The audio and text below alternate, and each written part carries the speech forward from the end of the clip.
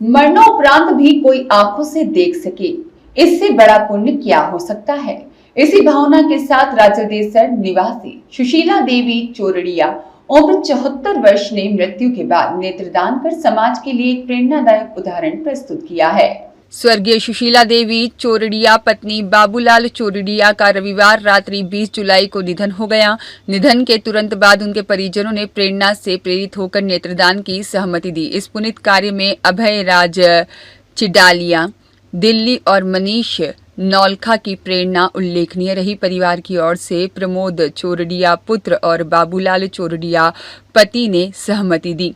तेरा पंथ युवक परिषद राजलदेसर के अध्यक्ष मुकेश श्रीमाल और मनीष नौलखा के समन्वयन से प्राणनाथ हॉस्पिटल सरदार शहर की आई बैंक टीम ने संकलन की प्रक्रिया पूरी की और ABTYP के नेत्रदान राज्य प्रभारी रोशन नाहर की देखरेख और डॉक्टरों की टीम की तत्परता से यह कार्य सफलतापूर्वक संपन्न हुआ।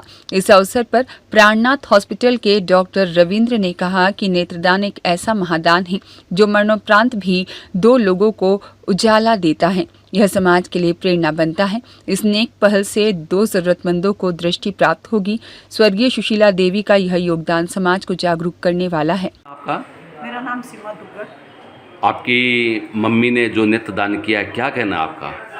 मेरी मम्मी ने बहुत अच्छा काम किया है इस टाइम के अंदर, और हम लोगों को भी प्रेरणा मिली है ये कि भाई आगे इन फ्यूचर कभी भी किसी के कुछ हो तो अपनी बॉडी का दान करने का मेरा है कि भाई अगर मेरा कुछ होगा तो मैं अपनी बॉडी दान करके जाऊँगी।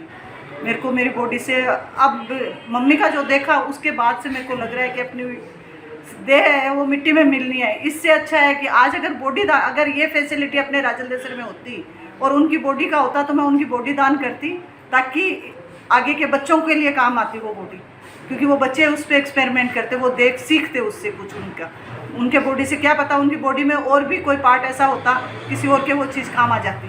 ठीक है, नेत्र दान करा है उन्होंने, उनके नेत्र से 2 जनों ने रोशनी मिली है, 2 को, तो वो 2 कितने जनों को आप मम्मी के पास नज़दीक में रहते थे, कोई ऐसी बात शेयर की उन्होंने? मेरी मम्मी ने अपने मन की बात किसी से भी शेयर नहीं करी।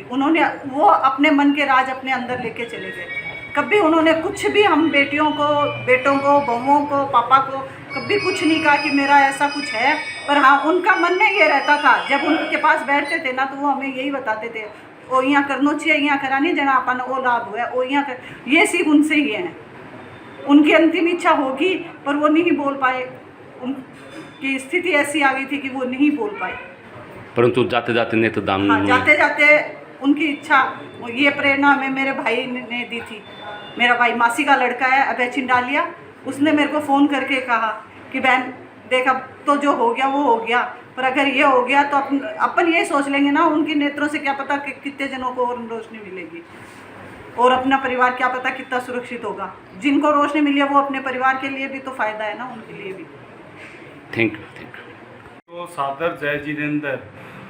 जैसे कि याद है कि श्रीमती सुशीला देवी चोरड़िया का 20 तारीख को लगभग 6 बजे शरीर शांत हो गया था, तो उनका बताया हुआ या मार्गदर्शन समझे तो उन्होंने कह के गए थे कि हमारा नेत्रदान होना चाहिए। तो अखिल भारतीय युग परिषद के तत्वाधान में परिषद के द्वारा सरदार शहर से टीम बुलाकर उनका लगभग 10:30-11 बजे टीम आई थी, वो उन्होंने नेत्रदान किया था। तो हमें ये उदाहरण मिलता है कि नेत्रदान महादान है, और मरने उपरांत ये नेत्रदान किया जाता है जो दूसरों के भी काम आता है। युग परिषद राजलदेसर के द्वारा समय निर्देशन के अनुसार हर जगह नेत्रदान के कैंप भी आयोजित किए जाते हैं, ब्लड बैंक के भी कैंप आयोजन किया जाता है, और परिषद अखिल भारतीय ने इन्हें एक प्राण पत्र भी दिया है।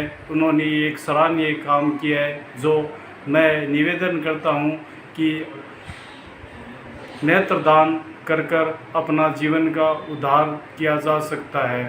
धन्यवाद। मदन दादिश के साथ शिव भगवान सोनी की रिपोर्ट।